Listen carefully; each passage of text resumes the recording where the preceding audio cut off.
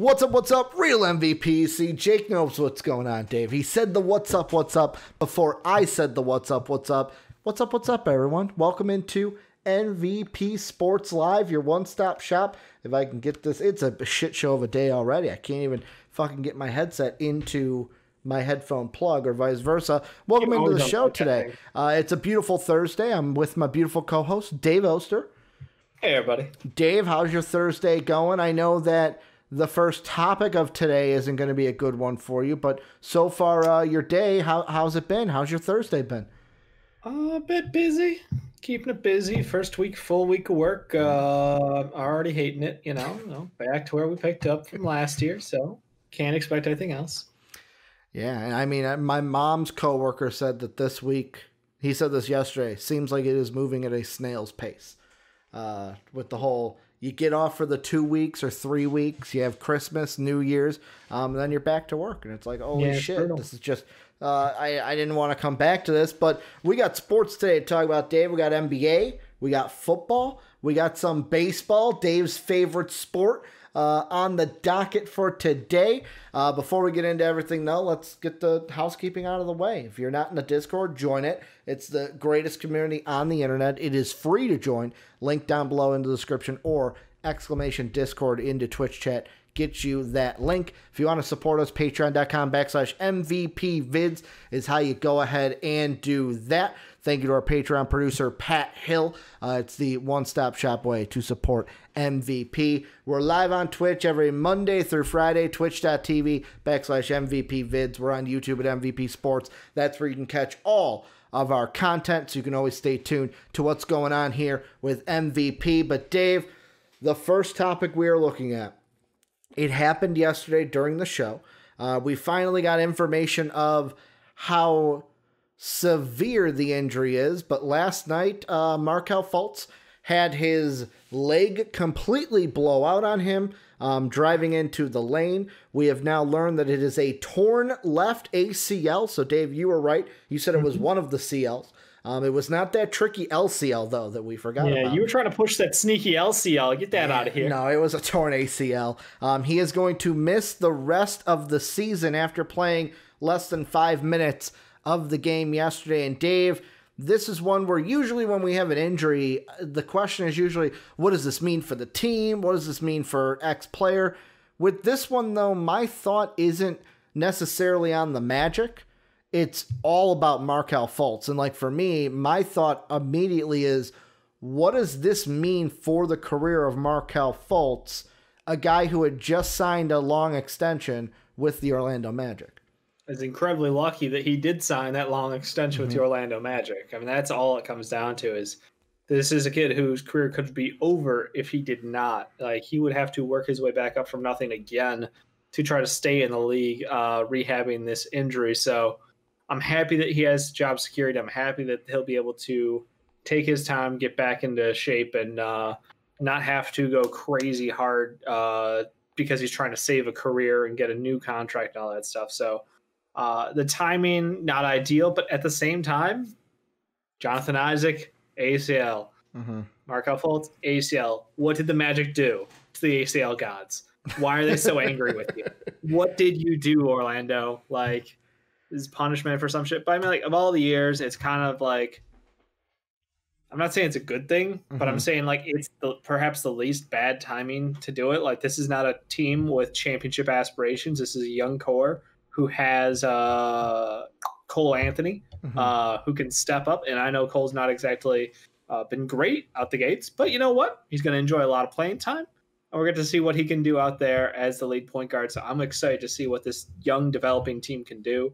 At this point, it's Vucevic and the gang, you know, him, T. Ross out there, just seeing how hard they can carry an offense. But honestly, I feel bad for Markelle. It's just there is no end to the pain, you know? Yeah. From one injury to another. And just when things started to come together for him, like, he wasn't exactly having a terrible start to the year, but not a great one. It was there was upside because he played a very bad defensive team, and then he looked terrible against an excellent defensive team. So it's like he would have been somewhere in the middle. Would have been still progress for him. Yeah, and I mean the thing that you mentioned right away was The thing that I think is, actually, before I hit that, I'll say this, is I think the thing that's most heartbreaking about it is with Markell, it's been so many questions with whether it was the early on in Philly, like does he have a shot? Does he not have a shot coming off an injury? Like, are the Sixers trying to protect him because he's not confident in his shot following injury? Played 14 games his first year, played a total of 19 his second year. Like, last year, the greatest thing about it was he played in 72 games, where it was kind of like, okay, are we going to get more consistency from Markell to where it's like he's playing full seasons or fuller seasons than just 20 games or a handful of games here and there. The thing that you hit, though, with the job security, it's great in a sense of he does not have to worry about, great, I got to worry about some team signing me in the offseason. Got to convince somebody to give me a new chance, yeah. Here's the catch, though, that I have with this, and this may be kind of speaking too soon or could be looking at something that may not happen, but now I feel like the only worry for Markell with job security is now it depends on how Cole Anthony plays, because if Cole Anthony, now being in that starter role, lights it up this season or shows great potential to where the Magic are like, that's our point guard of the future, Markell could be walking into a situation next year where it's, yeah, I came in as the top dog next year. Now coming off an ACL injury, I'm either splitting more time with Cole Anthony or a situation where it's like, well, now I'm seen more as the backup point guard because Cole Anthony is seen as the future. I'm not super concerned with that. I'll be honest. Maybe it's because I'm not super high on Cole Anthony. Cole Anthony is nowhere near the facilitator that Markell is, and that's probably why I'm not concerned. Cole fits in more as a scoring guard. Yeah. He's just undersized, so he's a point guard. Ball's better in his hands because he's a better on-ball scorer than off-ball scorer. So just where he's at in his career right now, he still can't shoot a three to save his fucking life. His shooting splits are god-awful to start the season. So, yeah, it would take a lot for Cole Anthony to turn it around this season, but he's got plenty of time. You're right. Yeah. Markell's game, I'm not worried about it, man. Like, guys come back from ACLs all the damn time. John Wall looked phenomenal last night, and he's looked great since the season started, but that's 2 years of not playing.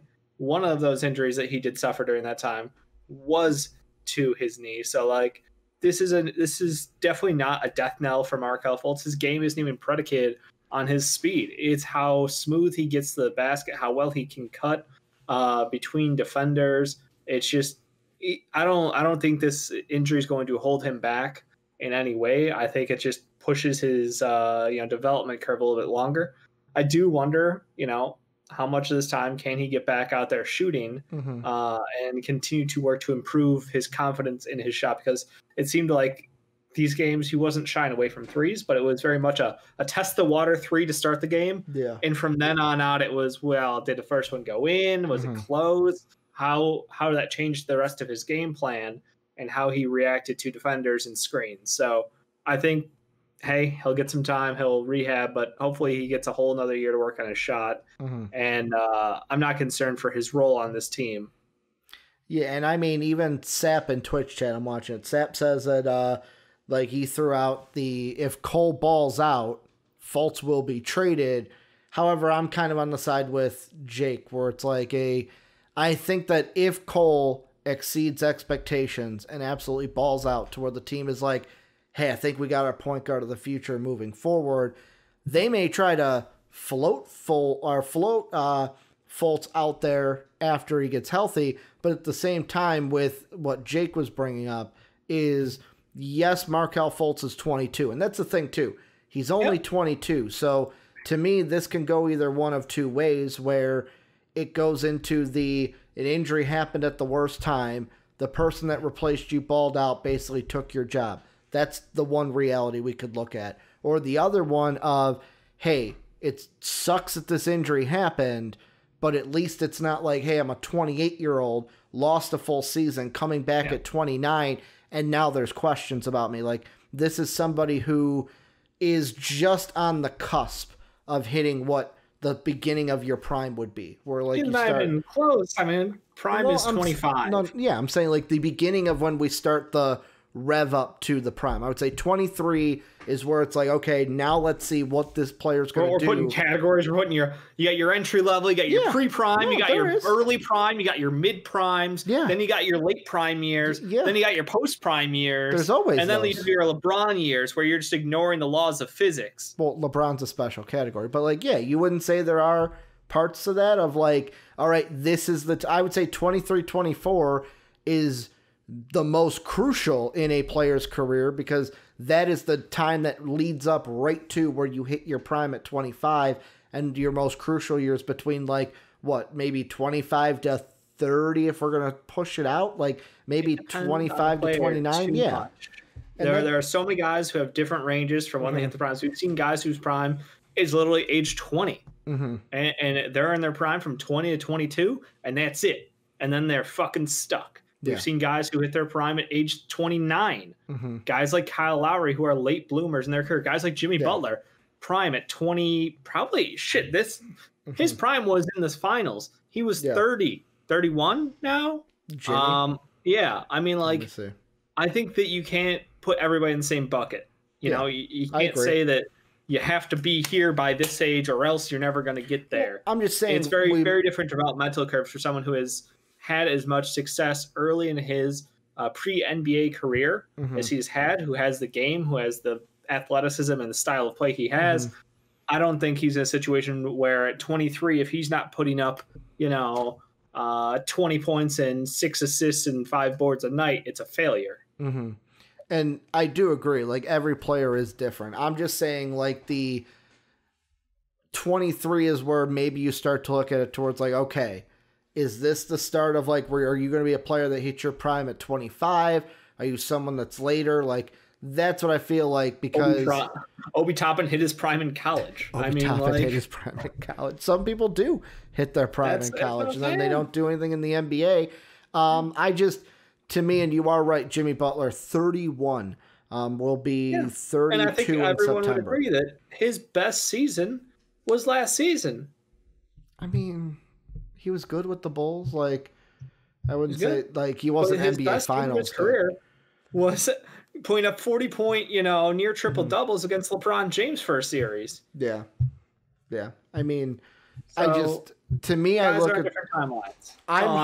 I'm hoping for Fultz. This becomes the other side. Like even Sapp says, if Fultz takes the time and improves his mechanics, i.e., be a 32 to 35 from 3 point shooter. That would be the best case scenario. And like, you are right. This injury, I've said it before, ACL injuries are no longer a death sentence on guys' career. Plus, like, maybe this is something where Fultz does up his mechanics, does go, hey, I can shoot from the outside. I'm going to come back, be a better player, rehab this injury, and come back even stronger. I was going to say before we went into the prime thing is the reason why I don't see a trade happening is what kind of a team is going to want to take on the extension that Markell got for still what is a big question mark? Because question mark plus now the injury history of his injuries before, plus this injury, like we don't know. The other, maybe I should add a third reality where, I mean, no one's wishing for this, but let's say one's where, Cole Anthony gets balls out and he passes up Fultz. The other one is Fultz comes back, he's fine. He works on stuff. This injury, we're not even looking at it. Or the third reality of this just is the beginning of an injury-riddled career for Markelle Fultz. Probably the one that nobody wants to see for Markelle. Everyone wants to see that second one. There's some vengeful dicks out there who probably wish but we don't give a shit about those guys, Dave. We don't give a shit about people that wish injury on people. They got no welcome here, Dave. But like... That's the thing where it's like, this sucks. I really wanted to see moving forward, but also the thing that, Twitch chat's kind of thrown out there. Eric mentioned this is the whole thing with Orlando and let's say their season this year. Isaac was already out. So it was kind of like, they're not a team that's competing for anything. It was a lost year. Isaac is out, lost year. Now Fultz is out, maybe even more of a lost year. What would you say to people, because Eric threw this out, and it is a good talking point, of saying that the Magic need to be more of sellers right now to get higher in the draft to rebuild rather than staying in the purgatory, which is the middle, not being in the lottery, and just kind of being in that late to low playoffs where it's like, yay, we're in the playoffs, but really, are we making this team better? Yeah, I do agree with that. I mean, the expectations are, what is your actual core? Is Vucevic in your core is the first question you have to answer, because he is the best player on your team. Yeah. He's the most consistent player on your team. He's an all-star, and seemingly there's no buzz around the league desire for a player of his style or caliber. So, like, when your best player, there's no outside demand for it, it puts you in a tough position because you can't just move him for nothing because he does have a lot of value to you internally. Now, Aaron Gordon, someone who's got athleticism, good wing on the outside, streaky shooter. He could be good from three sometimes. He could be absolutely dreadful and shouldn't take the shot sometimes. Definitely has value around the league. I know, teams like the Nets and the Celtics salivate over the prospects of adding an Aaron Gordon, someone who doesn't need to be a number one scoring team, but who nice fill in. He's basically in the same vein of Tobias Harris, except not on a terrible contract. What he could do for you a little bit better on the defensive end, a little worse on the offensive side. So he's a piece who I would expect them to continue to look for, especially with them continuing to rotate through new wings. They keep going through development, trying to find new wings out there. Yeah, I know I said Jake. MVP Toby, baby. Especially, like, I love Chuma. I can't wait as he continues to get more and more minutes. But yeah, like, this team is basically Aaron Gordon's probably the most likely guy to get moved. T. Ross is just a weird situation. The supernova of offense. He's the one I would try to shop to a playoff team later in the year. Yeah, but what's his contract actually? That's the exciting fact. 2 years after so he's got 13.5 this year, 12.5 next year, 11.5, and then he's done. That's a pretty good deal. So it's going down. It's not like he's got one that comes up. Deal too. So you get him for this year, 2 more years. Like, I'm thinking a team that just like, and the thing with Terrence Ross is, like, for example, like when I threw out Otto Porter to Boston, I was saying more of like, for them, someone who can play the wing, can shoot the three, can play some defense. With Terrence Ross, it's just, okay, what playoff team needs a guy who doesn't necessarily have to start, can start, but doesn't necessarily have to, and could be a guy where it's like, hey, his main role for us in the playoffs is when our starters do have to hit the bench, he's our scorer off the bench. He's our instant offense off the bench. Yeah, he's very good, and that deal is very attractive, especially because it's a multi-year deal that goes downward. There's probably a lot of value out there for him. But again, like Orlando, I don't know if they necessarily need to move him this year. With that deal, I don't know, what kind of value they would get back for him. This is a team that should be tanking, I agree. Yeah. But I think that he's in a situation where long-term for their team, hey, if Fultz and Isaac are back next year and healthy, and you keep Vucevic, this could be a playoff bang with some teams, I think that is a situation where I wouldn't give up on someone who I have long-term hope for. He's 29 right now. Absolutely would keep Terrence Ross. I don't think that deal warrants moving him out of town. I think that Aaron Gordon's the guy you try to move. He's the guy who is the best value around the league, and is in the most desired role. Yeah, and I'm just looking at teams like playoff teams that would want to add that type of like an instant offense guy off the bench. And the two that I think of is one would be the Nuggets, because I think that if they are with me, if I'm the Nuggets, I could try to trade like a Gary Harrison pick, like to try to entice the Magic. But at the same time, if I'm the Magic, why would I want Gary Harris? Yes, he's under contract next year, and then he's done. But like, yet again, do the Magic see Gary Harris as a guy that we've seen them do like with Markelle, where it's like, you know what, we see something in him, we want to take a kind of stab on him. Yeah, I don't really know if he is upside to taking him at his lowest point. Do like the Jazz do it? Do the Pellet like? That's the Jazz had Jordan Clarkson for it. That's my thought. Good point. And trust me, scoring isn't the Pelicans' problem. They have other problems on that team. Yeah. Notably, how to fucking run a lineup with Zion in it. That too. It's embarrassing watching them try to figure out, like, Brandon Ingram is their point guard half the time, Lonzo Ball the other half, but they can't figure out how to do rotations around those guys properly. So you end up with these hilarious plus minuses in games where Zion's -12 and Ingram's like +4, and it's like they played 4 minutes different from each other, and there's a 11-point fucking differential there.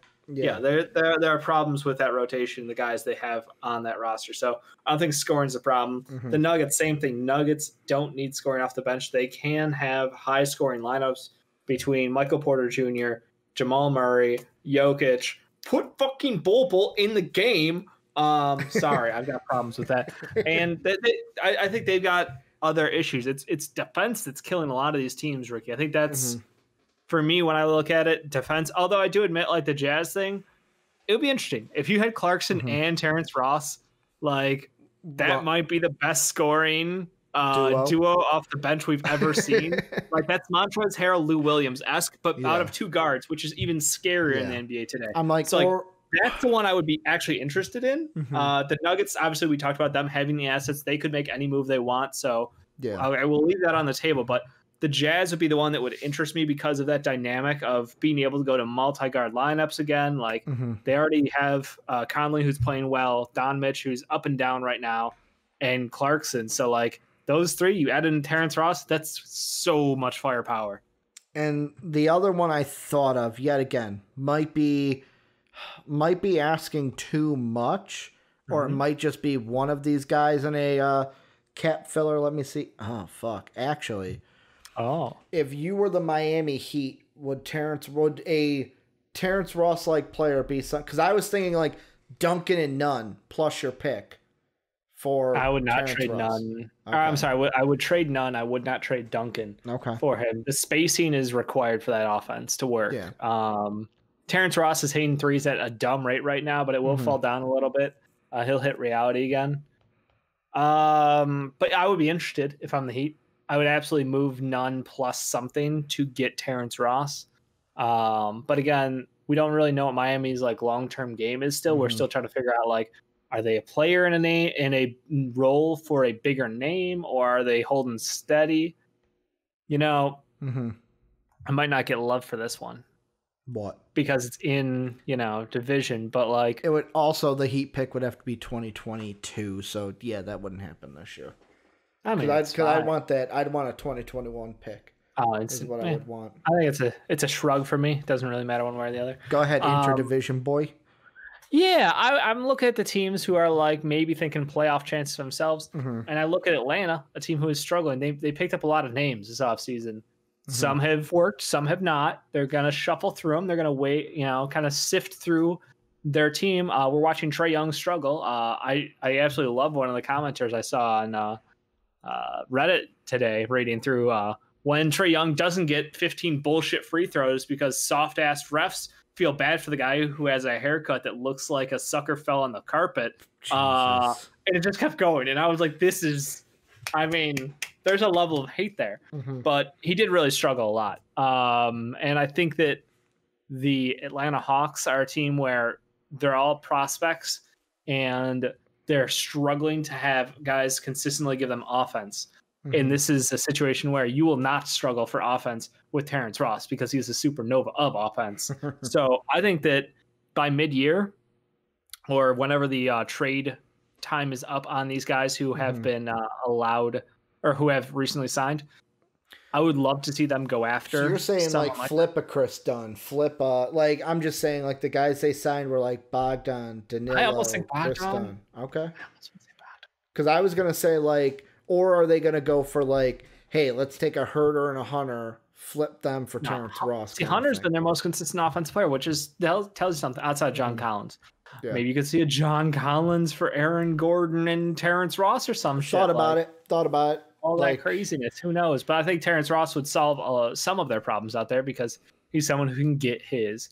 And you don't have to worry about, the flow of the offense or any of that bullshit because you don't have a point guard outside of Trae Young. Yeah, I know Rondo, Chris Dunn are still dealing with things, but, The thing with the thing this season that makes it difficult with the recently signed is I want to say the trade deadline is like around March 20th. Yep. And like, for example, Bogdan, to have him be traded, it'd have to be after February 20th. So basically you have a month to get it done. Almost. There's plenty of time in the NBA. Unless, is it tampering if you talk about this trade like now, no. And then it's like, okay, just after February we'll make it happen? That is totally legal. Okay. Very legal, very cool. I mean, you know how the league has problems with stuff like that. Everything's got to be tampering would be like if you went to the agent. We're like, hey, we're going to sign you next year as long as you wink, wink, nudge, nudge. Mm-hmm. Like, we're going to sign you, but then trade you. Outside of those couple of teams, like, I don't think there's a massive demand for Terrence Ross. I mean, again, his offense is great. His contract is great. I don't think the Magic should feel obligated to move him this year. I think Aaron Gordon's the guy who you look to move. And I think the Minnesota Timberwolves are the best spot for that, because they're a team who has struggled mightily. And I know this is supposed to be Markelle Fultz. Hey, we've transitioned into an Orlando Magic. It goes into the Magic. They're both affected by this. Yeah, I think the Minnesota Timberwolves are absolutely sucking this year, and it is almost a comedy at times how bad they are on defense. D'Lo has been hit or miss in these games, and that's pretty much him his whole career. But defensively, they are just terrible. So I think Aaron Gordon on that team would be a massive pickup for them, because defensively it gives them someone who can defend athletic bigs, wings, anything you need out there. He doesn't need to be a primary scorer, but you could imagine how much better his shooting would benefit from all the attention that a Karl Anthony Towns and a D'Angelo Russell would create on that floor. Just the gravity of those two kind of guys. He should get some really good looks out there. So I think I would look for a trade for Minnesota to look to fix their fucked up situation to start this year. And they did just pick up they had 4 guys they picked up in the draft. They've rebuilt this roster very quickly in the matter of a year. Basically, they flipped over a dozen names on this team. This is a GM who is trying to get shit done. And I respect that, because he's playing like a game of 2K. And I love that. So I think they've got a bunch of names on that roster who are all movable. I would love to see that team go after an Aaron Gordon. Let's move on, Dave. Let's kind of switch into the second thing. So NBA, but more NBA draft, where ESPN put out an article today that said big NBA draft questions, what scouts want to see from top prospects. And there was I was kind of picking some to them, like, oh, this could be some interesting stuff, looking at the draft, but kind of in like a little bite-sized form. So there's 3 little things from this article that I wanted to hit. The first one, and this was by Jonathan Giovanni and Mike Schmidt. So they took like turns answering some of these questions. The first one was, what are evaluators looking from the current 1-2 of Cade Cunningham and Evan Mobley? Schmitz talked about this one, and I've got 2 snippets and then a question from our end. Is he said the only player in the country that averages at least 20 points, 7 boards, 4 steals, a block, and a steal per 40 minutes. I think he meant 7 or 4 assists, 1 steal. Cade Cunningham has backed up his number 1 status through 10 games at Oklahoma State. Yes, scouts will want to see the rangy 6'8" guard remain efficient and consistent amid what figures to be a rigorous Big 12 schedule. After a light non-conference slate, the Cowboys have suffered 3 amazing losses over the past 4 games, falling to TCU, Texas, and West Virginia by a total of 5 points. Later on, he mentions Mobley, and he says, as for Mobley, scouts will be watching to see if he can kick it up a notch with his offensive aggression and defensive dominance, as he ranks just 27th in our top 100 in defensive rebound percentage, and is coming off a 2-point, 5-rebound, 30-minute game against Utah, in which he attempted 0 field goals in a vacuum. Mobley is exactly what every NBA team wants in a big man, as he can protect the rim with an outstanding timing, guard, quick pick and roll, handle, pass, shoot threes, and finish with a feathery touch at 7 foot and a wingspan of 7'4". This I thought about, and I was like, this is interesting, because both you and I, yet again, ESPN may have on their big board Cunningham, Mobley, and then Suggs. I don't know who they have at third. but they have Cunningham and then Mobley. Both you and I, especially in the draft that we did a while ago, we both had Cunningham, Suggs, 1, 2. Do you see Evan Mobley being a guy that, if we see what Schmidt was talking about, could he be the number 2 in this class? Or is it like what I think? It's going to be Cade, Jalen, and then probably Mobley. We got to specify which Jalen, Ricky. There's 7 of them in the draft. Jalen Suggs, not Jalen Johnson. Jalen Wilson or Jalen Green. All the Jalens. Jalen Rose.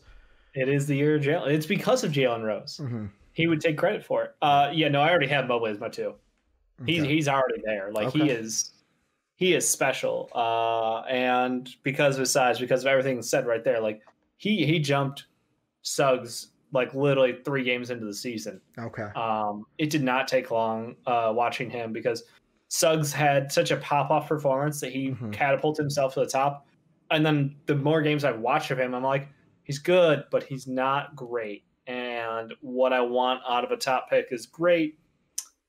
I'm going to take someone who has like Chris Bosh tendencies out there and just looks absolutely amazing. I understand the concerns from a bad game here or there, but a bad game doesn't take anything away from the fact that he's 7 foot tall, 7'4" wingspan, still growing, still has a shot, still has a handle. Yeah.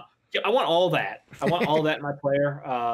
If you'd like to draft the next Anthony Davis generational talent, then yeah, that's the guy you're looking for. Yeah, and I think, like, to me, that's what I'm starting to think is going to be the discussion of this draft. I think is going to mirror what we saw in the Zion draft, where Cade Cunningham, Dave, point to the board. Where is he? Cade Cunningham, number 1. Like, never gonna go away. He's gonna be the number 1 pick all season. Like every mock draft we do, it's just gonna be like Cade Cunningham, number 1, no matter what team wins the lottery and is there at number 1. But it's gonna turn into what was the discussion after Zion. Like for us, it was more of like, well, is RJ second? Is Cam Reddish second? Like other players started rising. It's like we were all talking about who's second, who's third, who's second, who's third. I was pretty early on who was second. John Morant, Dave. I was pretty early on who's second. I had him in my top 10 to start the season, preseason, and then he was quickly number 2 on the big board. Yeah. So yeah. Because even Schmidt later on, like they asked the question of what will NBA teams be looking for from Gonzaga's top prospects, and Schmidt also was the one answering this. With Jalen, he said, if Jalen Suggs shuts it down right now, he'd still likely be a lock to hear his name called in the top 4 or 5 come draft night with signature performances against Kansas, Iowa, and Auburn. He also went on to say, like, he brought up Corey Kispert, where he said teams more or less know what they're getting from the 21-year-old 6'7" sharpshooter, Joe Harris. Kispert. You're getting Joe Harris. Yeah, that he mentioned. He said they worked out together. Right here, he goes, Kispert continuing to torch the nets of a variety of different actions in WCC play should lead to some lottery discussions, earning Joe Harris comparisons, Dave. They literally worked out together this summer. So look at that. You talking in the Discord how you could be a scout, Dave. You should have one of these jobs. I did a little research. I found out that they happen to share a gym. They happen to give a little back and forth, maybe a little tips given. Yeah. It's not just the lazy white guy comparison out here. It is he generally crafted his game along with Joe Harris, so it makes sense that he has Joe Harris comps. Yeah. To me with the whole because really it was the Suggs and Mobley thing that I was thinking about is I think with that discussion it's going to be who ends up being second, because I feel like if a team like the Warriors, because they have the T-Wolves pick, if they're a team that's at second, yes, I know they just drafted Wiseman, but maybe there's somebody that's like, hey, let's go ahead and it depends on, do they want front court help? Do they want a point guard? Do they want backcourt help? Do they want a point guard and Suggs? Do they want front court help? Want a more of like a 4-5 and Mobley, or if they see Mobley as the 5, hey, we can bump Wiseman out to the 4 in some situations. Like that, I'm not saying is like the first Golden sure State protections on that pick. They will only get it if it lands 4 and beyond. 4 and beyond, so they won't get a So top Minnesota 3. will keep 1 through 3. So let's see. Even like, let's say Washington may take Mobley over Suggs because they already got Russ and Beal. So like, I know they got Thomas Bryant. But if they're take looking, Mobley in a heartbeat. Yeah, like if you're looking, then we can shop Someone Bryant. who could play and then, defense. Yeah. Period. Period. What we thought they would have done this draft. Ask Jake about defense in Washington. Oh, man. Like when we were saying if Aneka Okongwu falls to the Wizards, you take him. Yeah, but instead they got Denny at the end. It's a win-win. Yeah. Win-win. Yeah, I mean, like I'm trying to see what teams, because like I'll just rapid fire you. Tell me if they'd go point guard or big. Raptors big, right? After they lost Gasol and Serge, they're losing Kyle Lowry potentially. Good point. He's on his final year of his deal. I don't know. That one's a toss up. You take BPA. Wizards. Mobley. I would take Mobley. I would take Mobley. It would be T-Wolves then at 2. Correct. T-Wolves. Yeah, so I would still take Mobley. Yeah. Grizzlies. I feel bad saying I would still take Mobley. You got John Morant. Like that's the thing. Yeah. Unless you feel like John Morant's injury is going to hinder him in some way. Jalen Suggs plays off ball. The Thunder. Mobley. The Hornets. Mobley. The Blazers. Mobley. Literally every team so far. I don't like. The last 3 are the Spurs. Mobley. The Nuggets. That one is Jamal Murray's not gone, but Jamal Murray's there. I just don't know. Dave, the trickiest of them all. The Bulls. We could use either one. Like Mobley, like people are complaining about Wendell's defense. We could take him, but we really need that point guard, Dave. That's I don't know that Jalen Suggs is the... I'd want Cade. We're getting Cade Cunningham, Ricky. Don't worry about it. We'll get Cade Cunningham. Bulls are going to be a 1, man. Like it ain't going to matter. We're Cade Cunningham. But yeah, like that was the first one. The other one was they talked about the Kentucky players, and we talked about BJ or Brandon, however you want to call him, at Kentucky. Yep. And Giovanni said something interesting that got me thinking. They're fucking struggling. There is no doubt in a mind that Kentucky is struggling. But he said this. He said, NBA teams have been burned in the past by undervaluing Kentucky players, including Jamal Murray, Bam Adebayo, Devin Booker, Tyler Hero, Shai Gilgeous-Alexander, and Keldon Johnson, who later proved be far better prospects than what they had shown in college. The hope among optimists is that B.J. Boston's inability to show anything beyond small glimmers of what made him such a coveted prospect in high school lies more in Kentucky's archaic offense, poorly constructed roster, and his own lack of physical strength than deal-breaking talent shortcomings. And he also brought up the Tyrese Maxey, how it looks like Tyrese Maxey having a good year so far. So, like, for me... Manuel Quickley, having a great year so far. SEC Player of the Year, Manuel Quickley. Let's put some respect on it. So, like, I look at it and I go, could BJ Boston fall into what we've seen with Kentucky players, where some of them are overlooked, they go later than they probably should have or would go in redrafts, and then BJ Boston is going to have a good NBA career. However, Dave, it comes down to it also. Where does he end up? That is the question.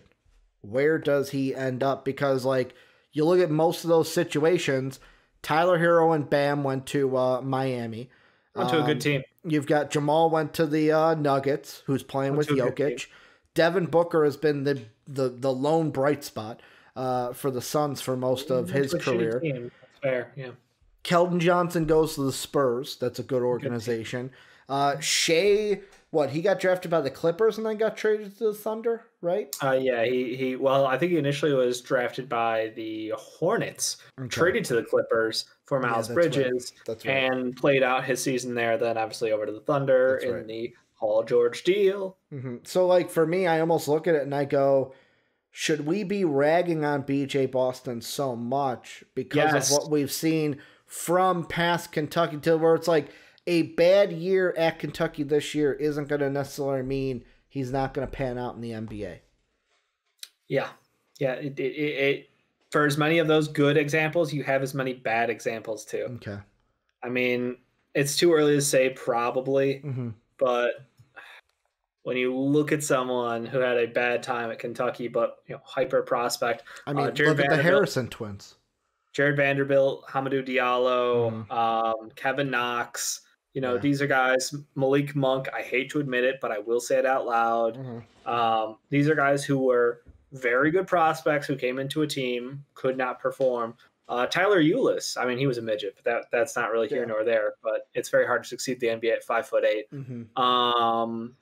Scale, like again, you have a long list of successful guys in Kentucky. There's you have also an equally bad long ones. list of guys who had solid years in Kentucky. Good point. Who are not performing at a high level in the league. So I think that it's Willie Cauley-Stein. So really, the point should be with BJ Boston. The thing that is going to hinder his success most is where he lands. Like, I know that's for anybody, but like you look at the list that you said, like we could go on the other side of like, I know Willie Cauley-Stein was the Kings. It's like how many of these guys went to situations that were like, man, if you would have ended in a better situation, this would have. If Willie Cauley-Stein did shit about basketball, he'd be amazing. We've seen it for chunks at a time, but he just doesn't all the time. So it's very tough to blame an organization for his own shortcomings. Yeah, I think that's a self-motivation problem. It's he doesn't want it enough kind of an issue. And yet again, like as this draft process goes on, these guys are going to be hyper analyzed. Yeah. And with BJ, it's like, I understand the love to not bury a kid who's literally like 18, 19 years old. And we've seen 8 games out of him or 10 games out of him. I forget what the count is for college right now. Yeah.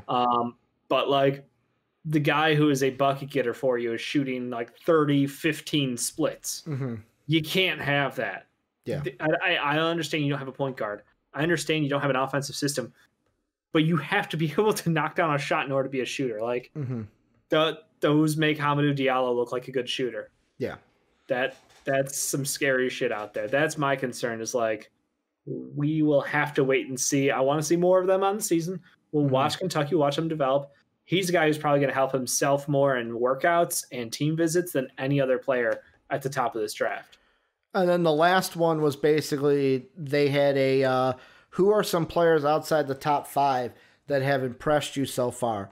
One of the names, Dave, I'll start you off with that they mentioned is your boy from Duke, Jalen Johnson. They said a foot injury sidelined the top 10 pick after only 4 games, but he's expected back soon in his own words from a since deleted tweet. NBA scouts have a lot to learn about the highly versatile forward who has flashed glimpses of immense talent as a playmaker, but has also struggled with his shot selection and decision making.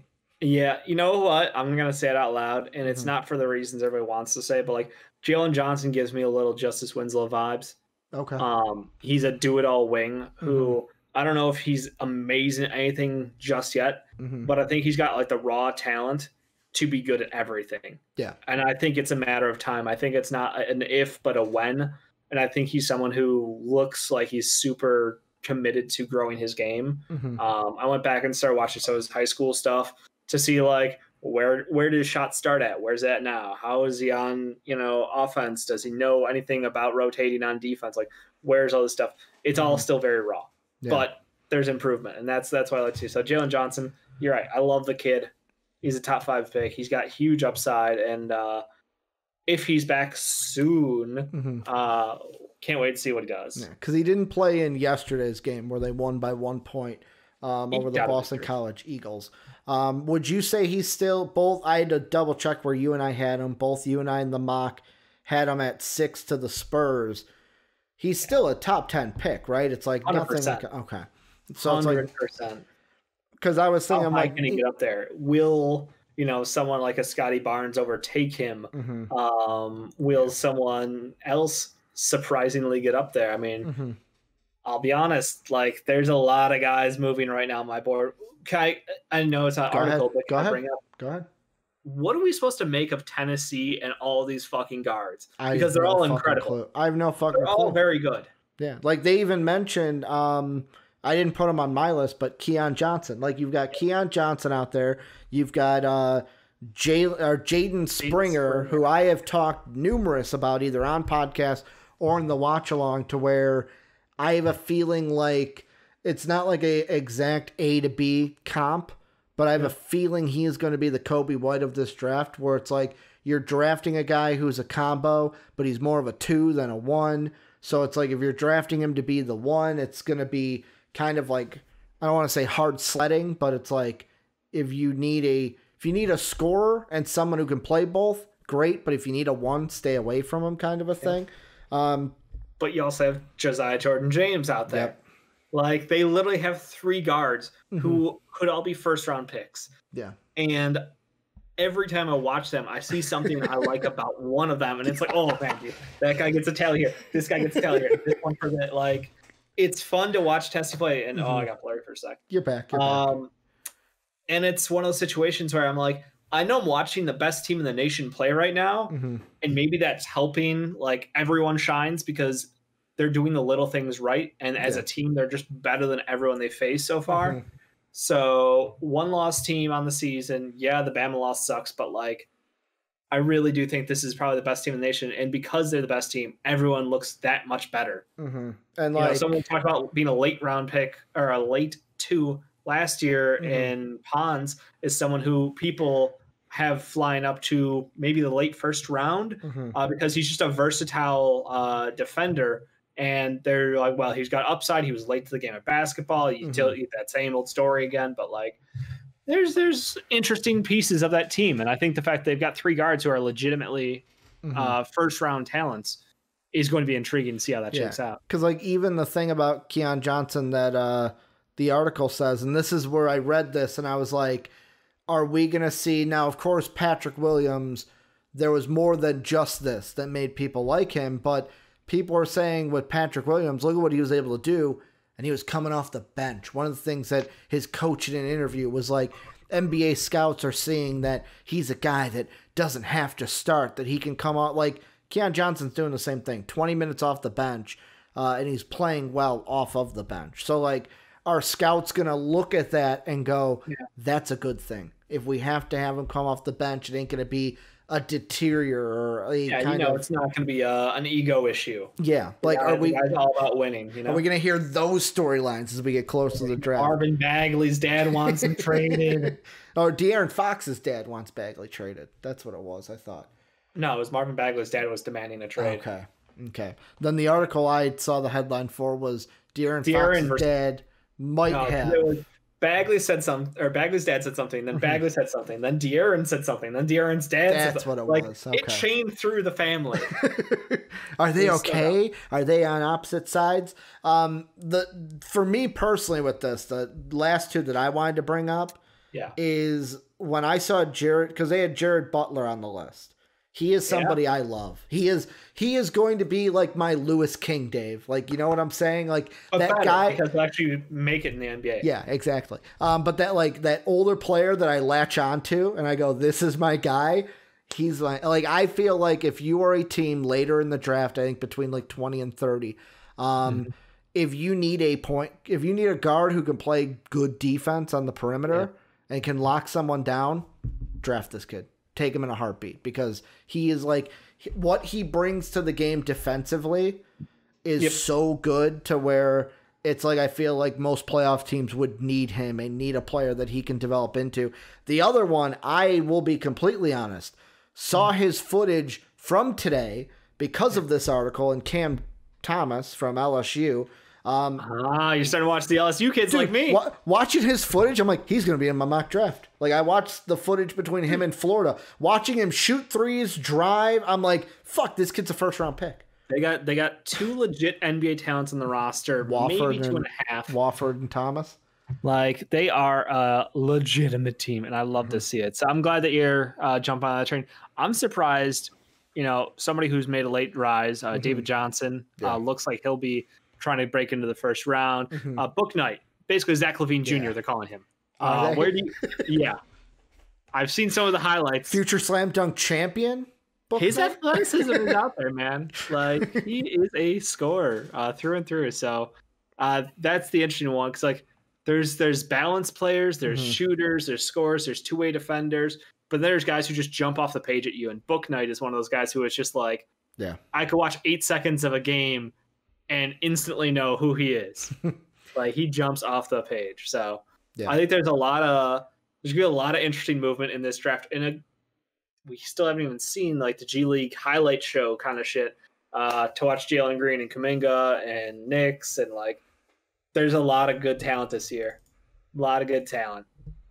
So Dave, very quickly, because I forgot to do this pre-show, before we move on to Wet Boys, I'm going to preload the Wet Boys for us, so we have them ready to go. A solid move. Because I'm like, I should probably do that before we, move on into them. Now let me make sure none of them get spoiled. None of them did. So Dave, let's move on into our soggiest of shooters, dampest of dudes, moist of men, soggiest of shooters, sometimes like yesterday, the mistiest of misses. These are our Wet Boys, players of the day from the day prior. How it goes is Dave gives a wet boy, I give a wet boy, and then silver and above patrons at patreon.com/MVPvids get the chance to vote for a Patreon, a wet boy each and every day. So Dave, without further ado, who's your wet boy, January 7th, 2021? I mean, the one-man offense over there holding it down in Washington. Bradley Beal gets the wet boy of the day. Someone who, honestly, had that fourth quarter gone differently, I thought this guy was going for like 75. Yeah. I thought he was going to walk away trying to go for Kobe. Unfortunately, through 3 quarters, he was at 57. The fourth quarter, basically, I think he got like only 3 shots up. He was pretty gassed. He might have tweaked something in there, I also heard.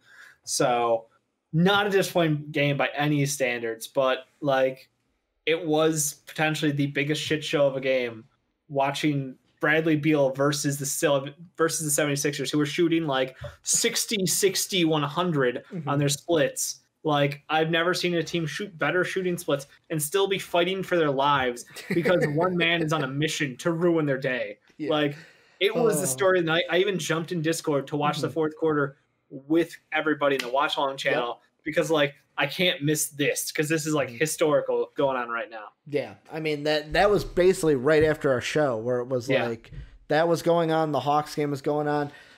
Dave, I'm going to go to the college ranks for mine because I will say I do want to give an honorable mention. I almost gave mine to Tyrese Halliburton.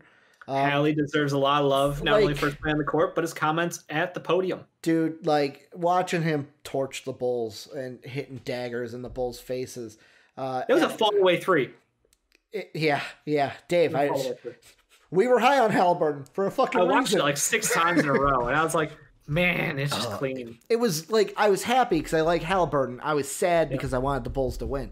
But the Bulls do have a player on their team, Dave, called Wendell Carter Jr.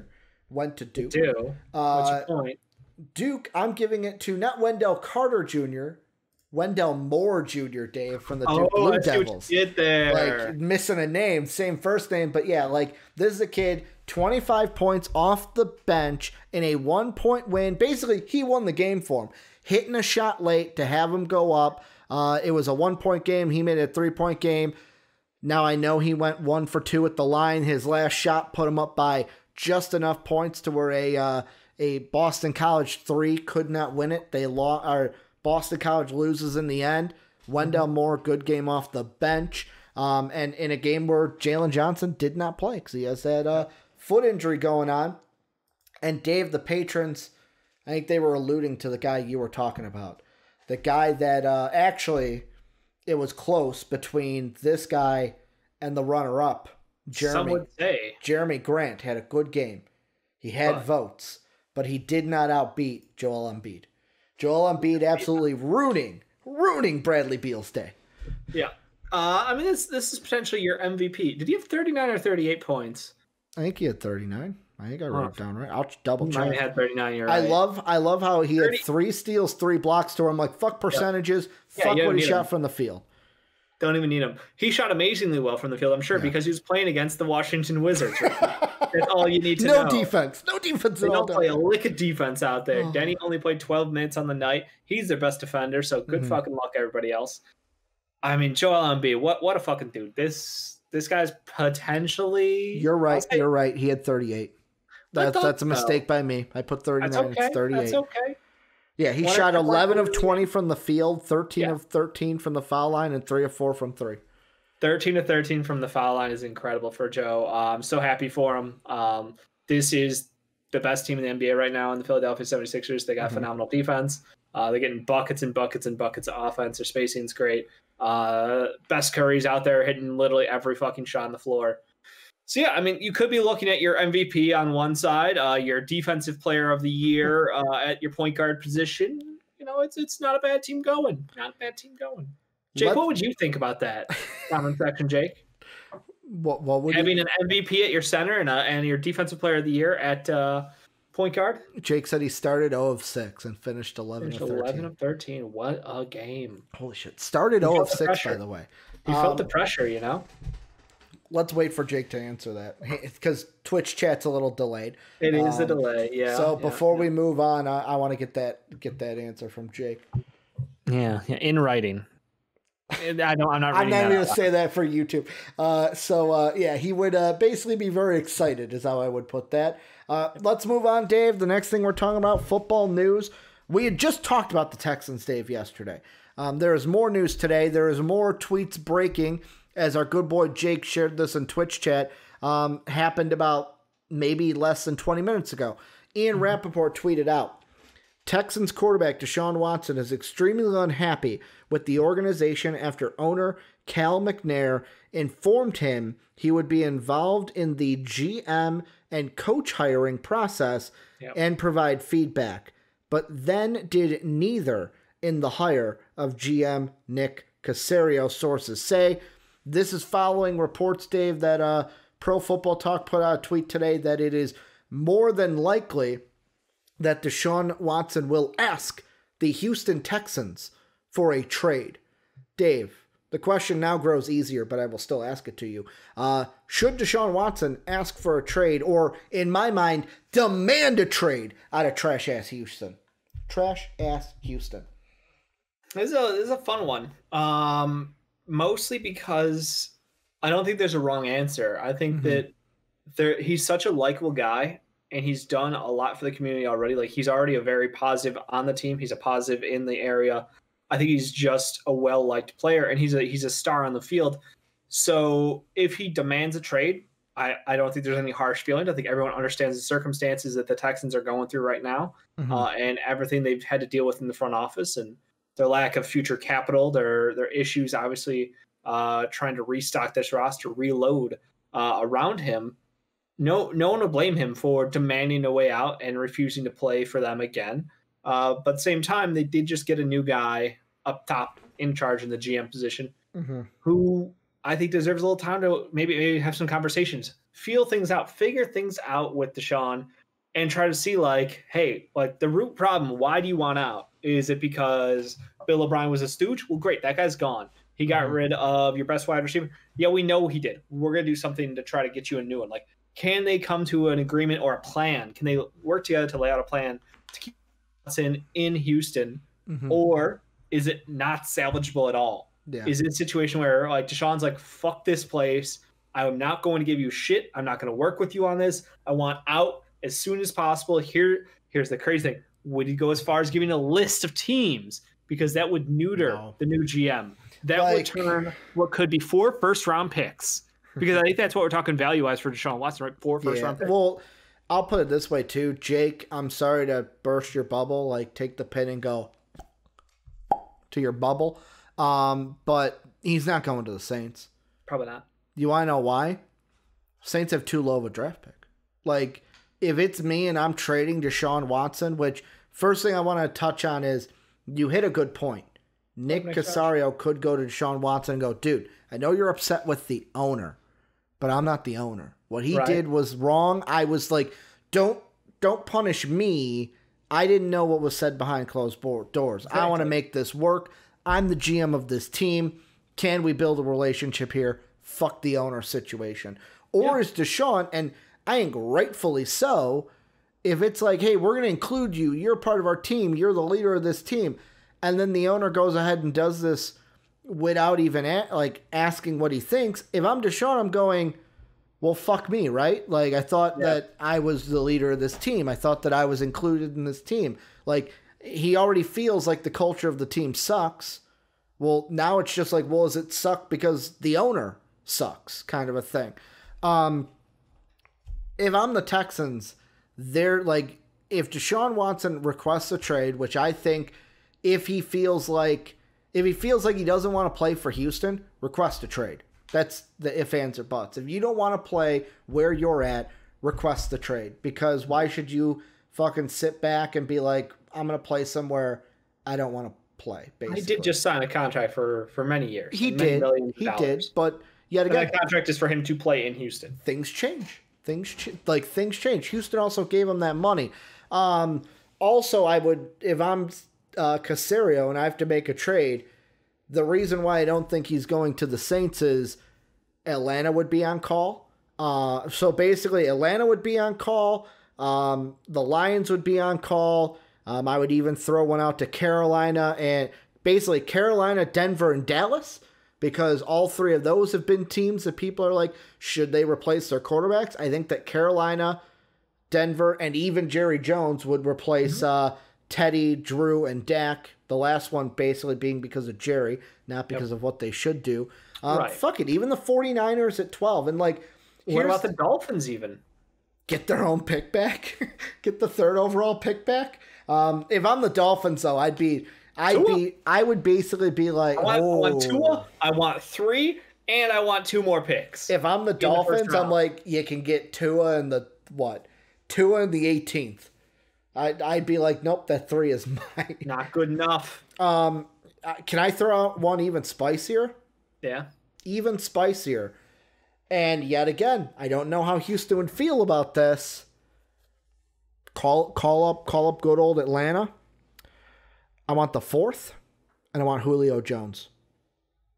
Julio and your quarterback of the future. So like even a Wilson, a Fields, I want both of them. Whoever's I want Julio and the 4th. You get Deshaun Watson. Now the thing with Atlanta that was talked about today on the Pat McAfee show, Dave, is in order for the Falcons to trade Matt Ryan, because Arthur Blank came out again and said that whenever the new GM comes in, they have full control to trade either one. He's not going to stop them. Which when I told you, you were like, yeah, wasn't that always the case?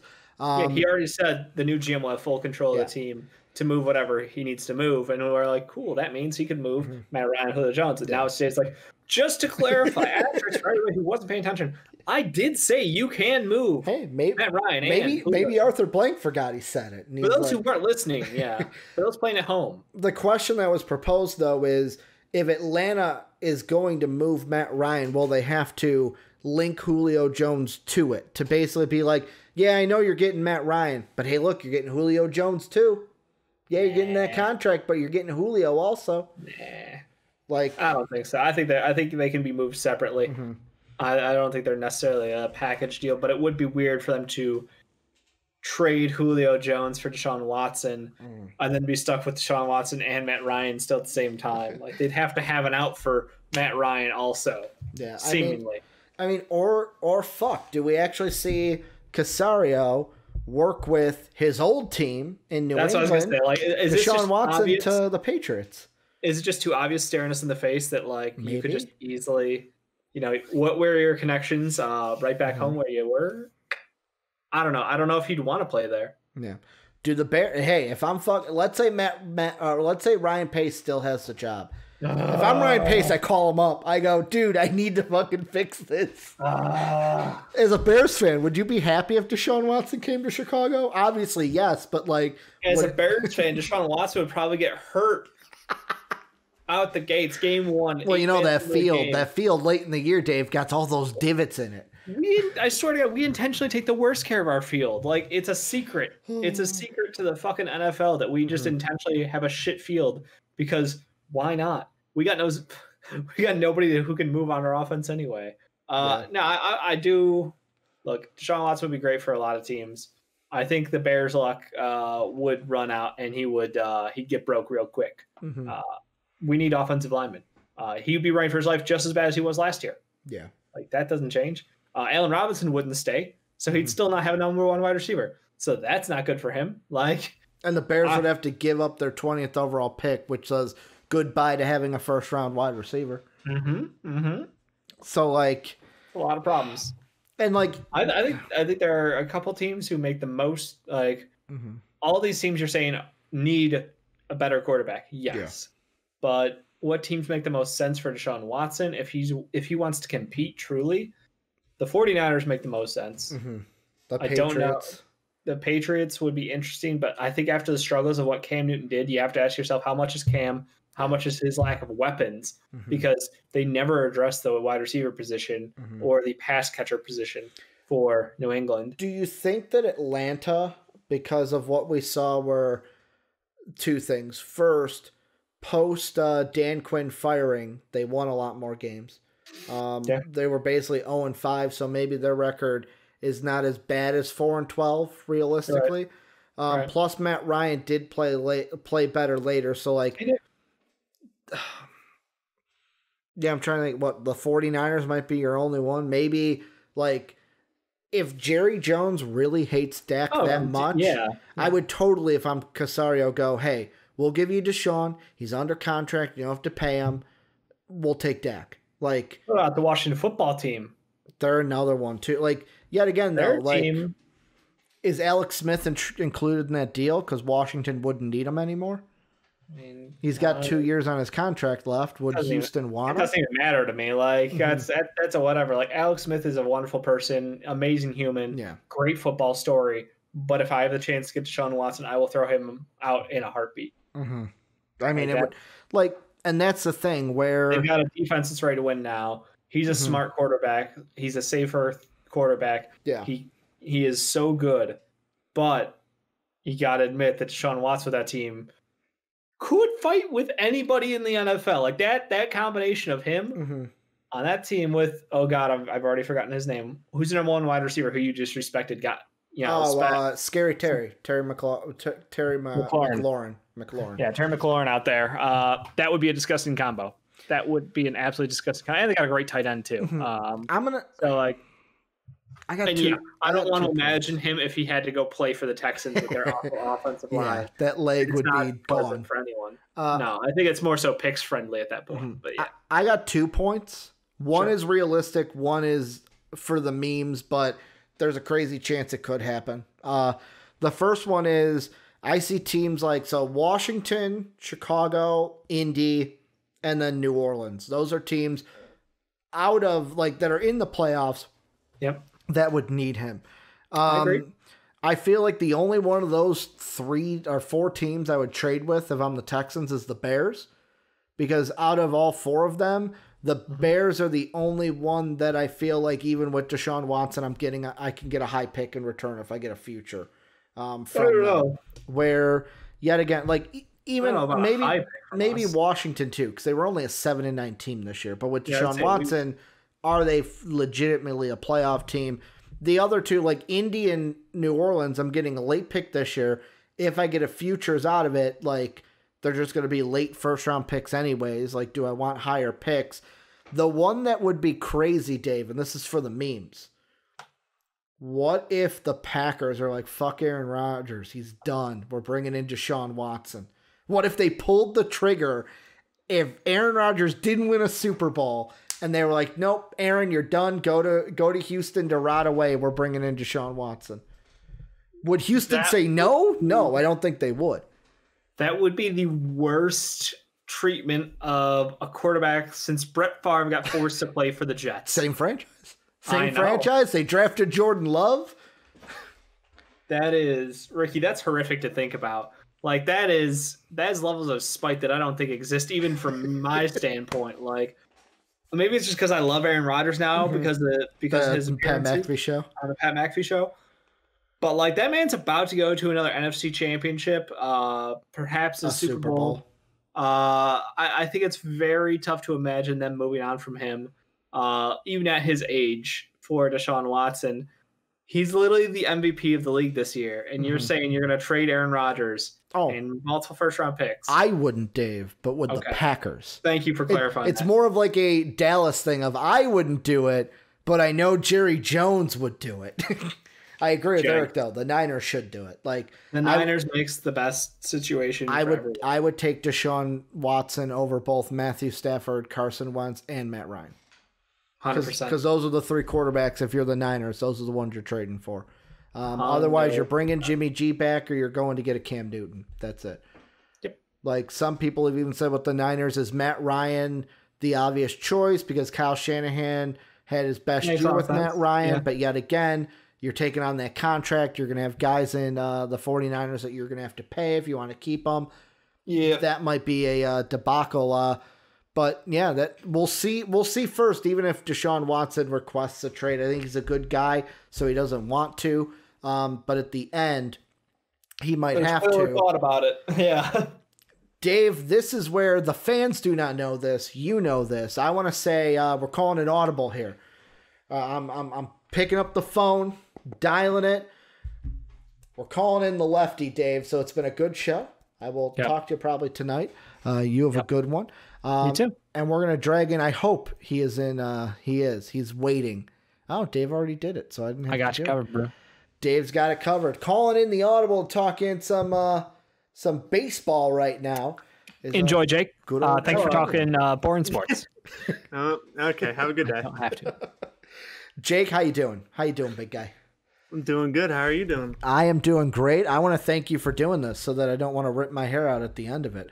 As Dave does know, and he's probably like, yeah, that is true. Because we all know Dave is not a baseball fan. Dave hates talking about baseball. So I threw the good old invite out to Jake to talk about news that we could not pass up. I woke up to it today where Brandon Swanson texted me, and he said, hey, Lindor's probably going to the Mets. By this point, he was already a Met for sure. So the trade is, we're talking about Lindor. We're talking about Carrasco going to the Mets from the Indians. The trade was Lindor and Carrasco to the Mets. In exchange, the Indians got infielders Andre Jimenez, Ahmad Rosario, right-hander Josh Wolf, and outfielder Isaiah Green. Jake, the first question I want to ask you with this is, we'll talk about the Mets in a second. I want to focus on the Indians first. What I've seen on Twitter is apparently the entire ownership, front office, everybody in Cleveland should just be fired because the Mets just got away with highway robbery. What are your thoughts? All right. I would like to calm those people down a little bit.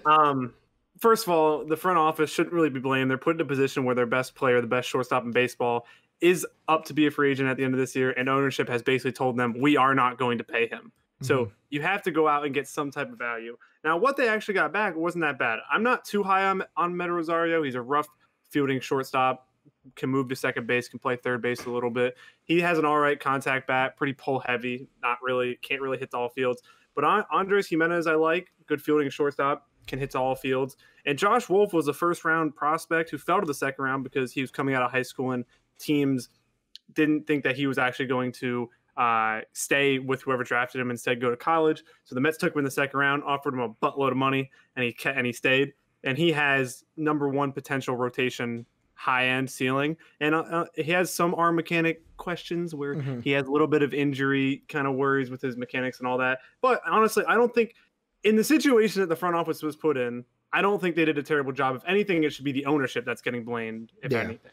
The quote that I have, this is from, let's see, so it's, yet again, doesn't even, like, here's the thing. If you're a sports writer on Twitter, put where you're right from. I'm looking at you, Mike Mazzeo, says rival executive on Mets landing Lindor.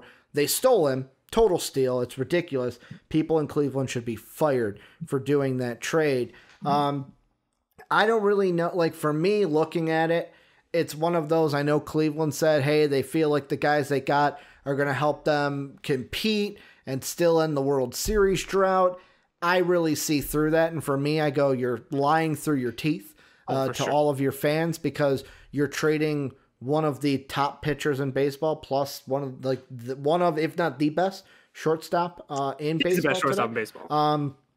It's just one of those to where it's like you're lying. You're lying if you believe what you're saying. But if I'm the Mets, I'm sitting there, and the thing that I was looking at, and I know last season's a little bit difficult to judge off of because it was a shortened season. This year, they're hoping it's the regular season. I know that there was talks where should they shorten the season because of the vaccine and stuff.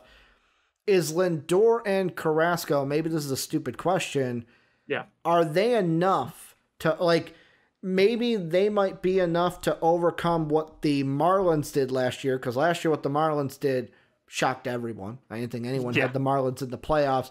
But this is a division where, what, should we expect the Braves to be the favorite for number one, see what Philly and now the Mets can do, and the NL East is now a 3-dog race for the top?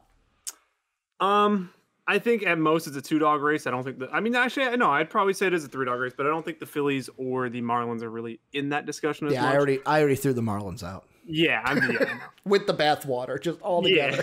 Yeah. I think the Braves are still Team A. They are still the best team. I know the Mets have added McCann, May, Carrasco, and Lindor now. Yeah. But I still think that the Braves are the best team. They have by far the most high-end talent, and they're pretty deep as it goes. As long as they bring Ozuna back. There's still a lot of free agents out there, which could change so many of these things. But if Ozuna comes back to the Braves, which is kind of expected, you'd never know in this offseason, then I still think they're the best team. The Nationals will be good once again. I strongly believe that when they get healthy this year. And then the Mets are still a wild card because they could still go out and do more. They could still go get a Trevor May. They could still go get a George Springer. Do you think the Mets aren't done? Do you think they do go out and get like a May or someone? Depends. The whole thing with this deal is I know we'll get to the Mets, but if they extend Lindor before the season starts, then they might wind down a little bit on the moves. But they definitely still have more moves coming. I would highly doubt they have the only owner in baseball who didn't lose money last year because he wasn't involved in the league. So he's gonna probably go out and spend the most money. And a Trevor May wouldn't make too much sense now getting Carrasco. I still think the guy they're gonna gun for is George Springer for sure. Yeah, because like. The thing, too, and we can just go into the Mets right now, is I feel like there's a part of me that feels like you mentioned, like, oh, are they going to extend Lindor before the season? This isn't a Aroldis Chapman kind of situation. Like, I refer to him with the Cubs where, hey, we're not going to extend you. I feel like if you're making this deal, you're going to extend him, right? Like, the whole reason why the Indians traded him is because they didn't want to extend him. They did not want to give him the money that he's owed. Like, for me, it was basically whatever team is trading for Francisco Lindor, we are prepared to give you whatever money you want because we don't want to just trade for you for this year. We want you locked down for our team.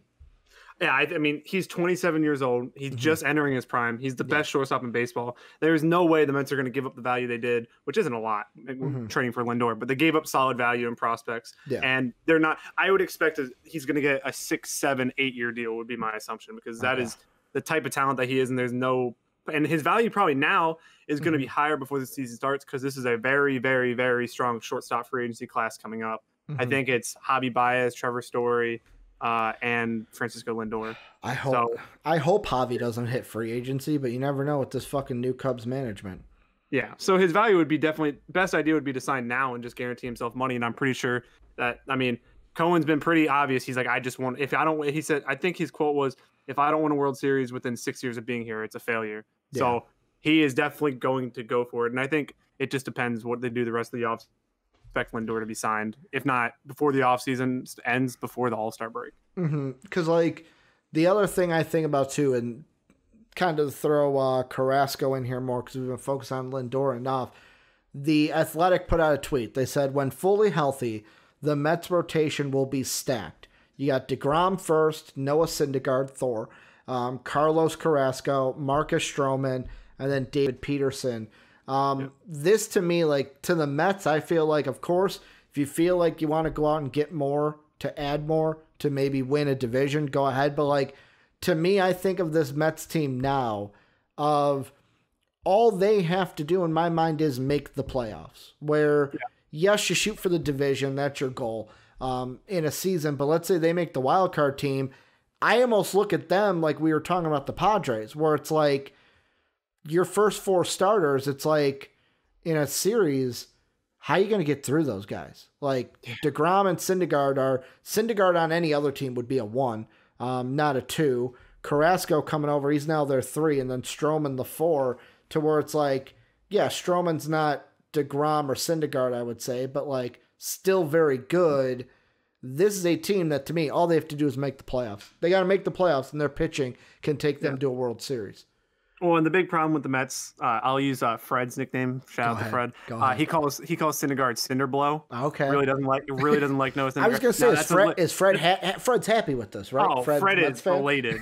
Fred is elated. He is so excited. I did have to remind him that they're still the second best team in New York, but I still had to do that. But I think the big worry with the Mets is injuries. Mm-hmm. They have to stay healthy. Yeah. Everybody on that pitching staff has had injury history. Obviously, Carrasco and Stroman missed, opted out of last year, but it was rumored that because he had injury problems, he didn't want to rush himself back and play in the season. Mm-hmm. Syndergaard obviously spent time injured, and then DeGrom's the best pitcher in baseball. So he is what he is. It's just, if the Mets can stay healthy, they're a scary team. Do I think they're on the level of the Padres and Dodgers? No, not yet, but they're still a very, very good team, and it's definitely good to see the organization finally turning around after like a decade and a half of kind of being eh. Yeah, I mean, I know that even in the replies, someone listed the entire rotation for the Braves and was like, I'd go ahead and take that. 3 division titles and counting. And it's like, okay, speak from the high horse right now. When you only won that division by 4 games and the Marlins were right behind you. I agree with you. The Dodgers and the Padres are the matchup that, like, right now, if I had to place bets, that would be my NLCS, would be Dodgers Padres. Probably with the Dodgers getting home field advantage. Because I don't know, like, I'll ask you because you weren't on for it. Are the Padres a for sure winner in the West, or are you still putting your money on the Dodgers to win the West? No, I'm still putting my money on the Dodgers. See, that's what I was thinking. And now the Dodgers are. I just got rumored now. I was going to say about the Mets too. The Dodgers are interested in Kirby Yates, who is one of, if not the best closers in baseball. The Dodgers just do such good business year in and year out that the Mets still have bullpen issues. They, like Eric said, they still need a back. Edwin, I can't even think of his name right. Edwin Diaz, couldn't even think of his name. You say Edwin, I think Encarnacion. So I knew that wasn't it. Oh, I hate him. Edwin Diaz is still their closer. And you have Liam Hendricks and Kirby Yates out there in free agency, who are 2 of the best closers in baseball and still don't have contracts. If you truly, truly want to compete, you have to go sign one of those people, especially so that the Dodgers don't. Yeah. I know Cub fan me over here, the only thing I can think from this is, all right, so if we trade Chris Bryant, what kind of a value are we going to get? Because, like, I looked at the value for this, and I was like, I'll keep Chris Bryant. You know what I'm saying? Like, I'll go ahead. Please just pay him. Just pay him. Fucking, Ricketts, get the fucking money out of your fucking pockets. It's every team right now. It's every team. Do you think there's anything with this that we haven't touched? That's what I'll ask you. Because you're more the baseball expert than me. I think. I understand if anything, the ownership of the Indians needs to be criticized very, very heavily for this whole situation. Because if you have the best shortstop in baseball, you pay him. You should just pay him. Yeah. You should just pay him whatever money he wants. But clearly that wasn't going to happen. So the front office, it's the same situation the Red Sox were in last year, and they ended up getting Verdugo in that trade. It's still crappy value for what you're getting back. You're never going to get equal value for trading the best shortstop in baseball. So did they do horribly in the situation they were given? I truly don't think so. But again, when you're trading the best shortstop in baseball, you're never, ever going to be in a win situation. And like Eric does mention, I guess the NL Central doesn't want to compete. I don't know. Like for me, you look at the Central where the Brewers went out, made their moves. I think they might have missed their window. The Cubs are looking more to rebuild than World Series. The Cardinals have never been a team in my mind that goes out there and makes a big trade like this. They're somebody that like either goes through farm system or they find veterans in free agency that are not the top guys that'll fit with their team. And then, the Reds are good, but yet again, are they going to even bring Trevor Bauer back? Does he even want to come back? No. And then the Pirates are the Pirates. Yeah, the Pirates are just they. I guarantee the Pirates didn't lose money this year because their payroll was like $30 million. Yeah, there's no way they lost. Yeah, the NL Central is the NL Central. I think the weakest division the Reds in the NL. Yeah. What do you say? The weakest division in the NL, I'd say, out of the three. I mean, probably, yeah. The Reds are still the team I look out for because I get they're going to lose Trevor Bauer, but if they had an actual decent shortstop like Didi or something like that, that was a team I thought was a dark horse for Lindor. They could still be all right. I mean, the whole division is not great. Now, the question that I was going to say is, has Trevor Bauer said he's officially not coming back?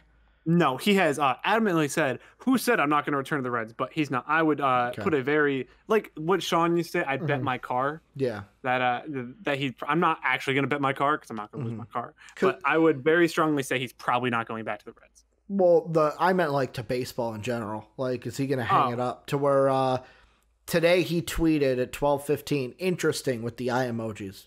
Obviously, reacting to the trade, is this something that could affect a free agency like Trevor Bauer? I truly don't think that this will. I think Trevor Bauer is just going to go whoever offers him the most money. And I understand what he's doing with Twitter and everything to engage baseball on social media and all that. It's fine. It's kind of annoying at a point, but I think he's just going to go whoever offers him the most money. And I still think that I would be pleasantly shocked if the Angels aren't the ones offering the most money, but I guess we'll see. The funniest tweet I've seen today, Trevor Bauer's free agency is if Gordon Hayward made the decision. Literally. I saw that tweet too. Literally. He's a good pitcher and all that. He had a great year, but he had a great year in a shortened season. I think the best thing about Trevor Bauer has been his YouTube channel. Seeing behind the scenes. That shit I love. Dope. Plus he's got a personality. But thank you, Jake, for coming on, talking some baseball. I'm excited to see what the Mets can do now because I've always had it. So I will say this. First off, fuck the Mets. I only have to say that because I am still salty when you guys beat the Cubs in the NLCS. But I've always had a soft spot for the Mets because I felt like they're like the Cubs of New York, where it's always been a Yankee town and it's always been about the AL team and it's always the lovable losers. And I feel like that's what the Mets have been.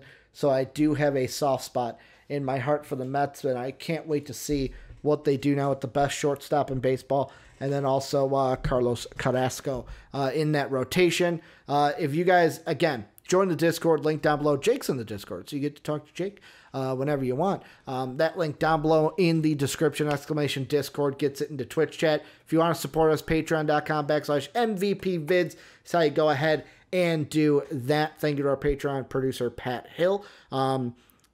Twitch.tv/MVPvids, where we're live every Monday through Friday. We're also on YouTube at MVP Sports. That is going to do it for us today. Dave and I will be back tomorrow. Again, special thanks to Jake for hopping on, talking some baseball, making it a great segment to end the show.